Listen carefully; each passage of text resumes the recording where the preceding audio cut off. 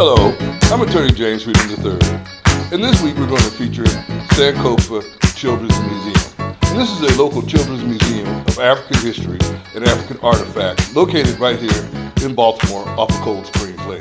So please sit back and enjoy a little tour of the museum, a little tour of the shop, and do what you can to support owners and operators of this wonderful treasure of our community. This is the only children's museum of African artifacts and African culture, not only in the United States, but in the Western Hemisphere. So please come out and support them. I think you'll enjoy our little virtual tour that we're about to take. And if you need some more information, we'll have information at the end of this program, or contact us at the law offices of James Sweeting III, LLC.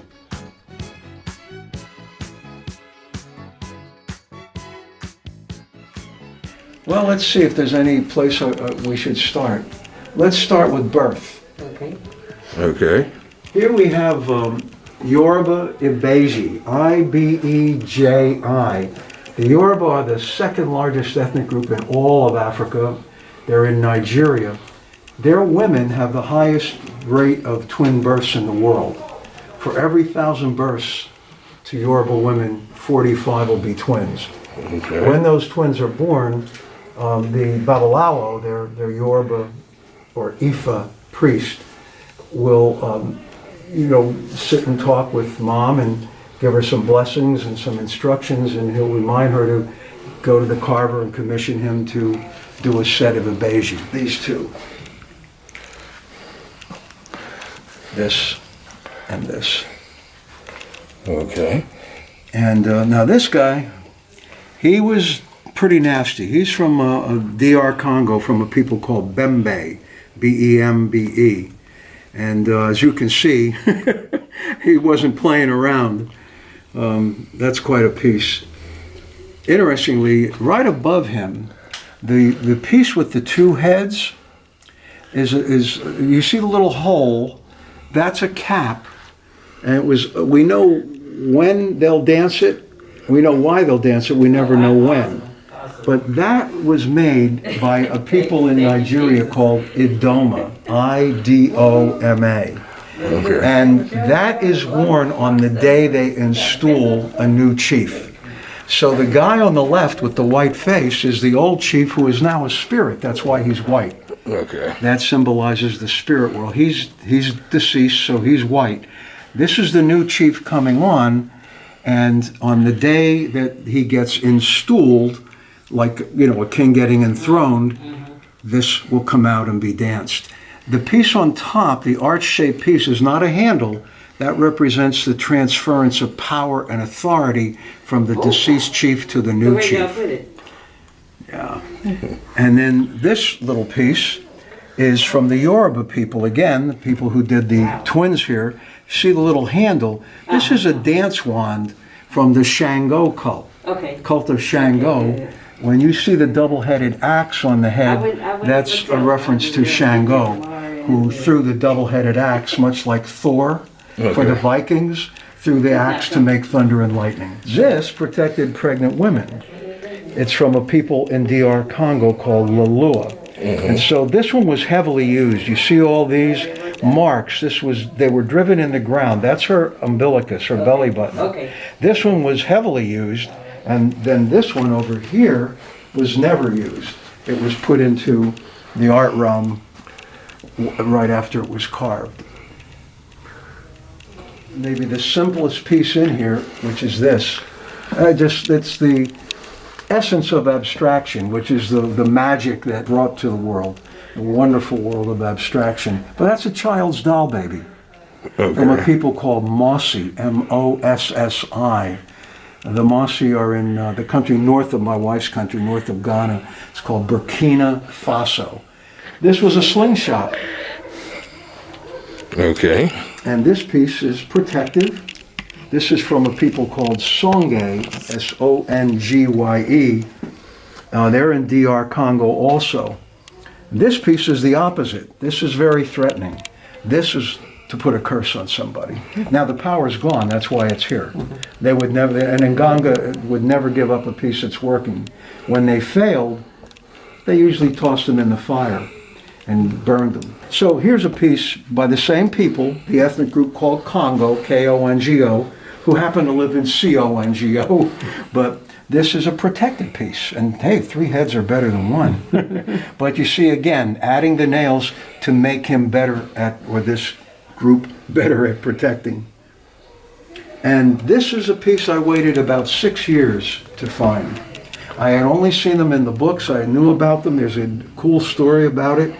It's from a people called Baule. Their masks are pretty common. This is a Baule mask right up here. And right behind us, here, this is a Baule mask with the white eye lids. Mm-hmm. And so you had to know which of those 2 things to know how the healer was going to deal with it. So divination was important. It was important for your gender, for women who hadn't had a baby yet and wondered why not, they would ask and so forth. So it was a pretty important thing, and every ethnic group had a different way of doing divination. And those techniques, those methods are fascinating.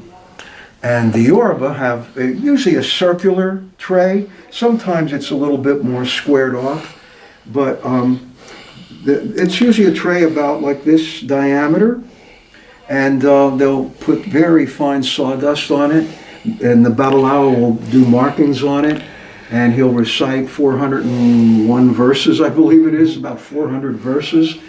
But the Baule use a live mouse, and this is where the mouse comes up. See the hole in there? Mm-hmm. Mm-hmm. Yeah, that's where the mouse comes up. So what happens is, if you came in and you wanted a reading, the diviner's going to take the mouse out of his cage. Well, first he's going to put some seeds in here for the mouse to eat, and a certain number of little twigs. I don't know that number, maybe a dozen or 15 or 20. He's going to sprinkle that among the seeds. And then he's going to take the mouse out and put him under here, close the lid, and let the mouse come up and eat. And he's probably going to chant to the spirits and ask for help with the process to kill some time. And then eventually he'll take off the lid and very carefully lift the mouse out and put him back in his cage. And he's going to read the pattern of the twigs left by the movements of the mouse. Okay. Why the mouse? Because the mouse is on the ground and truth passed through the earth. So tell us a little bit about the museum, and it is the only. Well, tell us about the museum. Okay, well, this is actually part of the store, but the museum taps into this for its art and its objects and artifacts. The reason we moved our store from Charles Street a little over a year ago was to establish a children's museum. Well, give us a little tour. Sure. So this is really the source of some of the art, but this is part of the store, actually. This room and a room, a big room out there. But we'll walk around and we'll go out, and then I'll give you the tour of. Thank you, dear. Hello. How you doing? This is James also. Hi, James. I'm James too. James the fifth. Oh, wow. So here we have a door from the Dogon people of Mali, the most fascinating ethnic group in all of Africa. There's no one else on earth that I know of, at least, who claims that their ancestors came to Earth in a spacecraft long ago from the star Sirius, from the satellite of the star Sirius, which is called Sirius B. So they're fascinating people. They live in Mali. And so this would have been a door on their big outdoor granary where they stored their grains after the harvest. So come on up. These are offices over here, but this is the first room of the museum. Some lights on. You say this was the museum for children? This is the only one in the world. We had this made for us to our specs.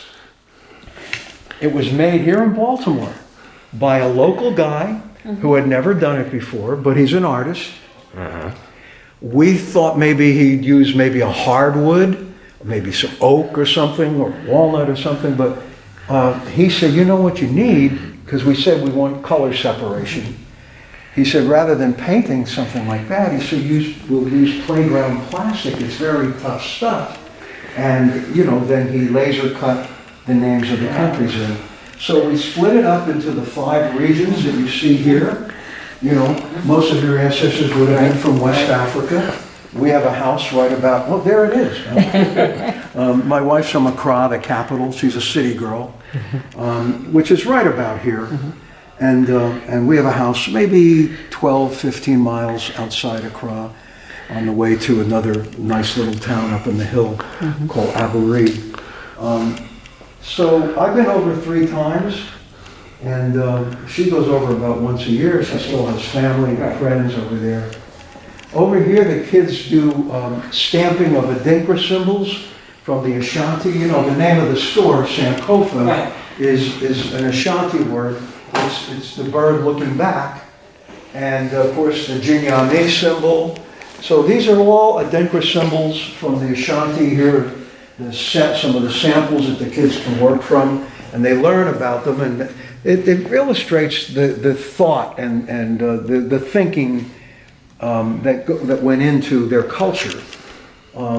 So they get to take something home by doing the stamping here. So we'll separate, one half of the class might be working on this and the other half over there. And now we're going to continue on. Well, before we go, tell me about this door. This is a Dogon door. This is the full-size door that would be on their home. And again, the top row, as you saw in the smaller one, have what they call the Nomo. These are the folks who came on the spacecraft. And they're wearing one of their 78 masks. There are ethnic groups that didn't even do masking or masquerading. But the Dogon have more masks than any other group. Took a French anthropologist 4.5 years to delineate the 78 masks. So this is one called Kanaga. It's a pretty big one. There's one in the gallery. Of the 78, this one and 2 others are the big 3. They have a lot of power, and they're the most fascinating and most revered of their masks. So I have 2 of them in there. So yeah, here's the latch. So they're normal sized people. Hi. Come on, James. This was a men's skirt from people in DR Congo called Kuba cloth, but it was once a men's skirt. And this is a Yoruba piece called the Gelede mask. The Gelede is a modern celebration. The Gelede comes from the 20th century. Yoruba believed that older women had a lot of power. And I've come to learn that myself. And they're afraid they might get witchy with all that power. So every other year, they have a month-long celebration to placate older women and make them happy and keep them pleased so they don't get witchy. And it's called the Gelede, G-E-L-E-D-E, Gelede. And they make all kinds of masks and will have parades throughout the month. And that sounds like a good idea. Yeah, really. My favorite of the Gelede masks I've seen, I've only seen in a book. And it was... Sometimes the masks were what do you say? Subject matter that had a moral to it. Things about ethics and morality. And my favorite one was to poke fun at hunters who don't have balance and who kill wantonly and overdo it. And so the guy with the mask, who may have been the guy who made it, had, there's a face part, but then there was a little flat, what would I say, like a little table up here, on which was like the diorama. There was a palm tree with a monkey sitting up in it. And then down below was a hunter with his gun held across like this, his hunting rifle. And every so often, the guy wearing the mask would stop and he'd pull a string and the monkey would pee on the hunter. So there's quite a variety of Gelede masks. This is a war shield, and this is not mud cloth. It may at a glance because of the colors, and it's cotton like mud cloth. This is Korogo cloth. It's not as popular as mud cloth, but it's every bit as beautiful. Korogo is a province in Ivory Coast, next door to Ghana. On the west side of Ghana is Cote d'Ivoire or Ivory Coast. And way up in the north central part, up against the border with Mali, is a province called Korogo. And that's where they make this cotton cloth. And so it's Korogo cloth. Yeah. Sometimes it's just black on white. And sometimes they'll add other colors. You'll see it in the lobby up here. Now this is a little Dogon granary door. Because in their homes they have a little, like a pantry, a granary, where they would store the grains that they're going to cook. So again, you see the Nomo on the top row.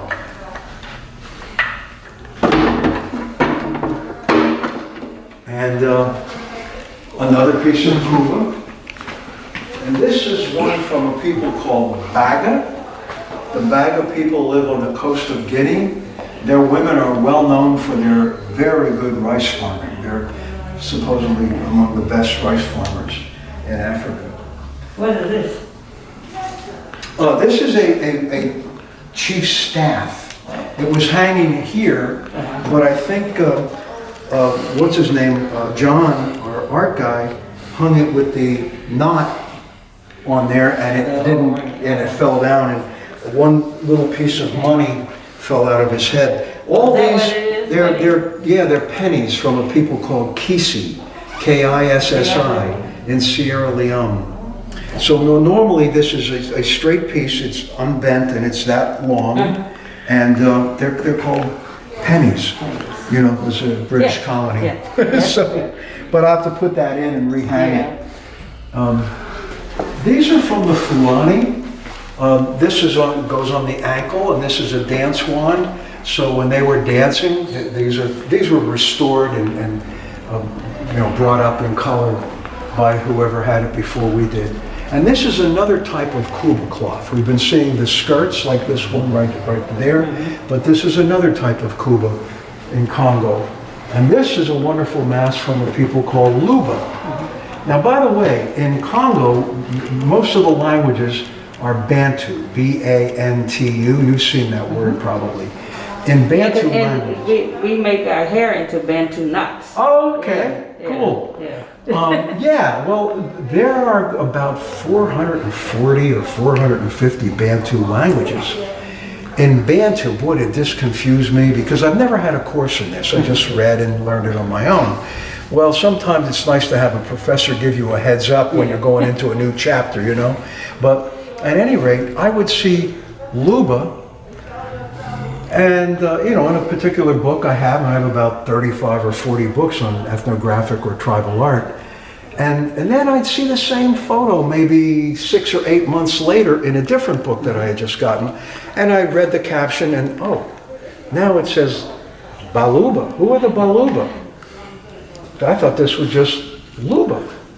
Well, Baluba is plural for Luba in Bantu. The way we in English put an S behind a word to pluralize, in Bantu they put BA in front.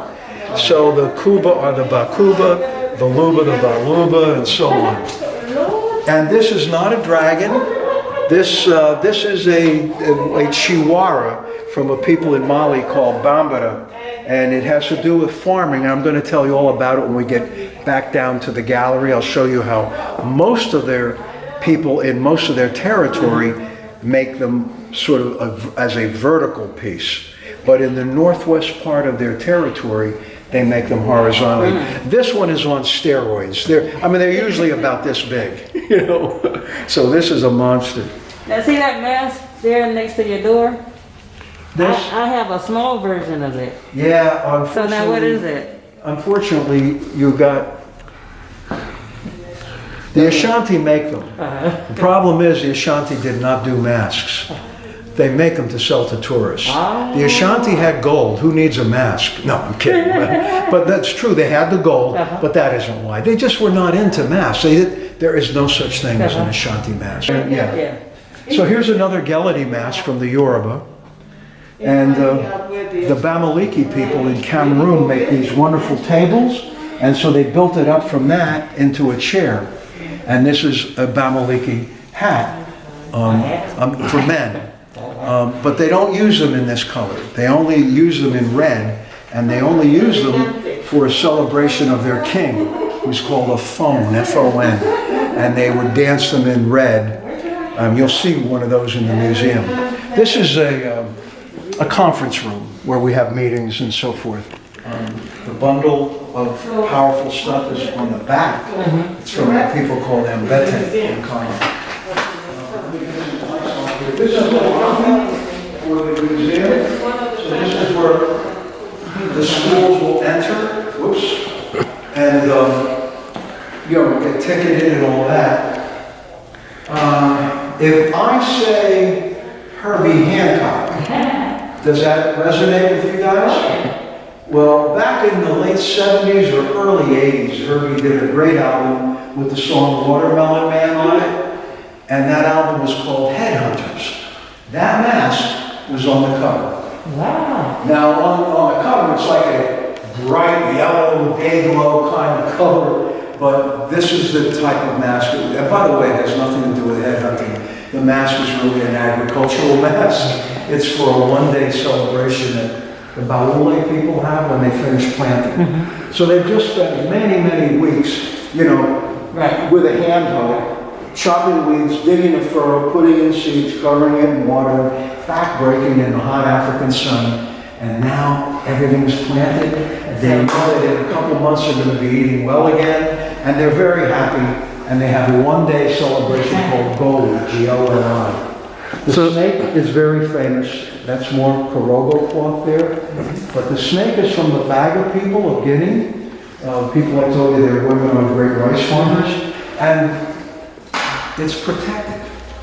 Not many cultures think of snakes as protective. But the Baga snake, these protected the young boys when they were getting real rigorous training for their rites of passage. That went on for 5, 6, 7 months, depending on the group. And, when it was done, those who managed to get through it all had a day of initiation. And it was a very big, big thing in their life. So they're a protected piece. And now we're going to go into the main room of the museum. Well, the chair is from East Africa, all the way on the other side. It's from a people called Makonde, M-A-K-O-N-D-E. And they're about the best known East African group for tribal art or ethnographic art. Most of the great art of Africa comes from West Africa and Central Africa, especially Congo. What about this? These are commercial pieces. Well, this is Kuba cloth, so that's tribal. But these big pieces are made in Ghana. And this one is cracked. It's a very soft wood. Otherwise, I grab one and pull it up and it all bunches together. Oh, okay. Yeah, but this is one piece of wood. So can you imagine the carving? You gotta be pretty sharp to be able to carve something like that. Also needs some dusting, won't hide that. and this is a board that was beautifully done. I don't recall if this is from Ghana or Nigeria, but that's that Korogo cloth again. So this is another piece of Kuba. The museum is a non-profit. The house is from Burkina Faso, the country north of Ghana. The country that, I don't know if I was telling you people, it's the best name I ever heard. Yeah. Land of upright people. Yeah. All the designs painted on there are actual designs that are used by them. And they have meanings. I don't know. And then this is real kente. This is a printed kente cloth, but this is the real stuff. Yeah, you're looking at a small fortune here. The looms will only make a strip about that wide. And maybe sometimes a bit wider. But then to make a big piece like that, you sew the strips together. And they do that with mud cloth. If you have any mud cloth at home or you look at it here, you'll see that if it's a big piece, there's several strips that have been sewn together. Because their looms are limited. The loom won't make a big piece like this, it'll just make narrow ones. And there are various... So once again, we at the Law Offices of James Sweeting III, LLC, beseech and request that you visit our friends at Sankofa African and World Bazaar, located at 4330 Pimlico Road in Baltimore, Maryland. And you can reach them at 410-306-0886. And understand that when you're supporting the bazaar and you're supporting the store, you are supporting the museum, and that's the Sankofa Children's Museum of African Cultures. We're all about African culture and supporting our community here, and so we invite you and encourage you to go out and support these wonderful people in this wonderful endeavor. Make sure you stop at the store and shop and visit them, and then of course make sure that you invite your children and come in and see the museum. This is Law Attorney James Sweeting for the Law Office of James Sweeting III, LLC, thanking you.